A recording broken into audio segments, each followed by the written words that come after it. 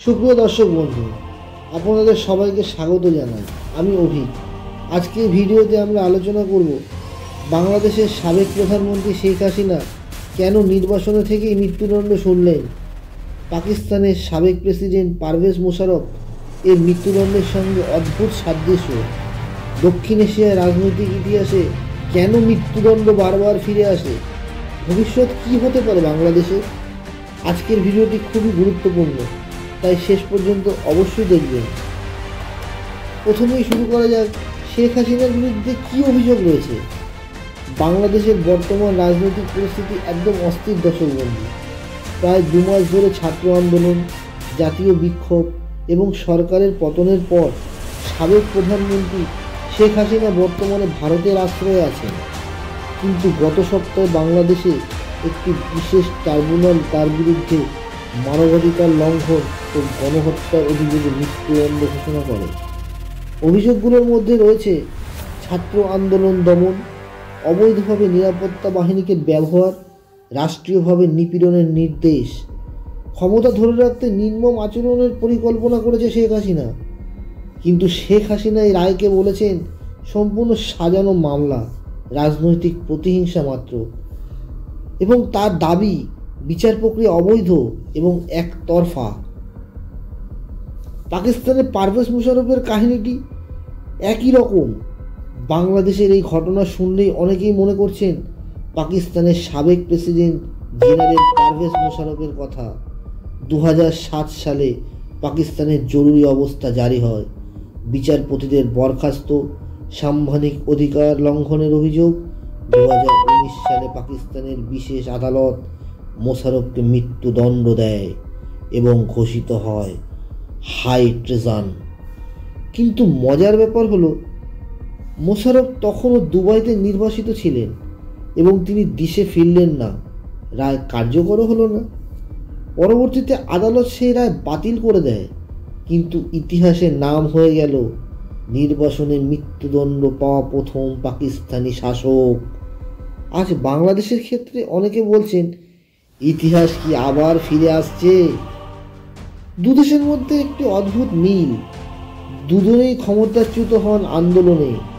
মোশাররফ জনবিক্ষোভ, বিচার ব্যবস্থা বিরোধ; হাসিনা ছাত্র আন্দোলন, বিরোধীদের চাপে সরকারের পতন। দুজনেই দেশ ছাড়তে বাধ্য হন। মোশাররফ বিদেশে চিকিৎসার অজুহাতে বেরিয়ে যান, হাসিনার চিকিৎসা ও জীবনের নিরাপত্তার কথা বলে ভারতে পাড়ি দেন। একে বলা হয় ট্রায়াল ইন অ্যাবসেন্স, যা অনেক দেশে বিতর্কিত। দুজনেই বিচার হয় অনুপস্থিতি অবস্থান। দুজনের বিরুদ্ধে রাজনৈতিক প্রতিশোধের অভিযোগ। মোশাররফ বলেছিলেন রায় অবৈধ, হাসিনা বললেন সম্পূর্ণ রাজনৈতিক খেলা। বিচারকে আন্তর্জাতিক মহল সন্দেহের চোখে দেখছে। উভয় ক্ষেত্রেই মানবাধিকার সংগঠন প্রশ্ন তোলে, বিচার কি রাজনৈতিক দ্বারা প্রভাবিত? দক্ষিণ এশিয়ার রাজনৈতিক ইতিহাসে কেন মৃত্যুদণ্ড? দক্ষিণ এশিয়ার বিচার ব্যবস্থা ও রাজনৈতিক সম্পর্ক খুবই জটিল। এখানে নেতারা ক্ষমতা হারানোর পরে সাধারণত 3টি ভোগ্য পড়েন: জেলে যাওয়া, নির্বাসনে যাওয়া, মৃত্যুদণ্ড বা হত্যাকাণ্ড।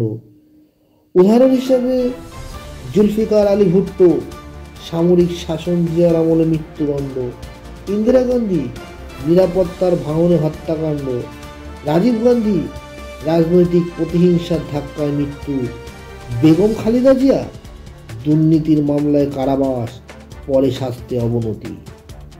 অর্থাৎ দক্ষিণ এশিয়ার রাজনৈতিক লড়াই কখনোই শান্ত নয়, সময় পেলেই তা হয়ে ওঠে আইনি প্রতিশোধ।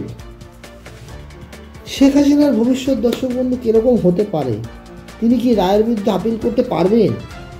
বর্তমানে আইনে তার আইনজীবীরা আপিল করতে পারবেন, তবে হাসিনা দেশে ফিরবেন কিনা সেটাই মূল প্রশ্ন।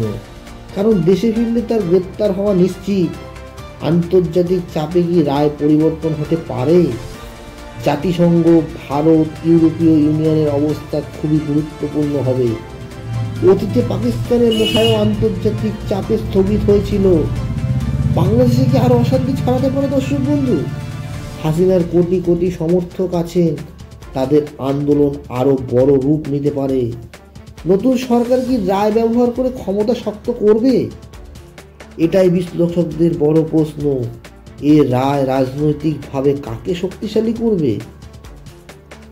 দর্শক বন্ধু, এখানে ভারতেরও কিছু ভূমিকা রয়েছে, কারণ শেখ হাসিনা এখানে ভারতে অবস্থান করছেন। সুতরাং দিল্লির কূটনৈতিক ভূমিকা খুবই গুরুত্বপূর্ণ। ভারত তিনটি পথে যেতে পারে: নিরপেক্ষ থাকা, মানবাধিকার ইস্যু তুলে আন্তর্জাতিক আলোচনায় চাপ তৈরি, হাসিনাকে রাজনৈতিক আশ্রয় দেওয়া। ভারত সরাসরি হস্তক্ষেপ না করলেও হাসিনার ভবিষ্যৎ মূলত ভারতের কূটনৈতিক অবস্থানের উপর অনেকটাই নির্ভর করবে। বাংলাদেশে এখন বিভাজন বড়। কেউ রায়কে ন্যায় বিচার বলছে, কেউ বলছে রাজনৈতিক প্রতিহিংসা, আরেক দল বলছে দেশের বিচার ব্যবস্থা রাজনৈতিক নিয়ন্ত্রণে। এই বিভাজনই ভবিষ্যতের উত্তেজনা তৈরি করতে পারে। আপনারা কি মনে করেন দর্শক বন্ধু? আজকের ভিডিওতে আমরা দেখলাম শেখ হাসিনার নির্বাসনে মৃত্যুদণ্ড, পারভেজ মোশাররফের একই অভিজ্ঞতা, দক্ষিণ এশিয়ার রাজনৈতিক প্রতিহিংসার ইতিহাস। শেখ হাসিনার রায় কি ন্যায্য নাকি রাজনৈতিক প্রতিশোধ? ভবিষ্যতে তিনি কি দেশে ফিরতে পারবেন? আপনার মতামত নিচে কমেন্টে জানাতে ভুলবেন না। ধন্যবাদ ভিডিওটি দেখার জন্যে।